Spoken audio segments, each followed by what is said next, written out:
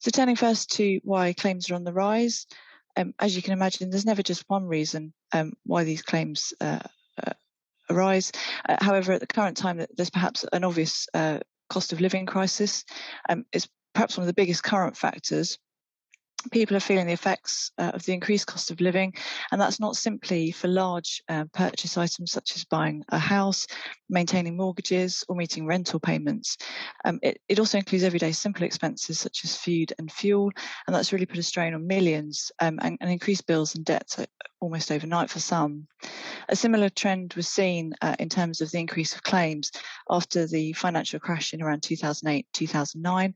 And again, financial hardship dramatically increased, causing people to look for other ways to increase their income or to supplement their income and to protect against debts and potential future costs. So moving on to steps for your client. I mentioned it briefly earlier, but if a client thinks they are able to or they want to, it might be worth them having discussions with their family members in advance of making their will or at the same time as making the will to explain any perhaps unusual or unexpected decisions. I very much appreciate that's not going to work in every case, and some clients are going to be quite concerned about doing that. Absolutely, a client shouldn't put themselves in a position where they might be open to any harm or risk, particularly if they have any difficult family members. But it might be that in certain circumstances it is appropriate and could be quite useful to kind of eliminate those surprises on death. Moving on to Sangha and Sangha. Here the deceased died in 2016. And it wasn't actually clear if he was married to the first respondent or the appellant. This was an appeal.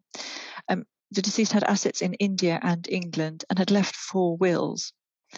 The first and third covered assets in England and India, and the second and fourth only covered assets in India.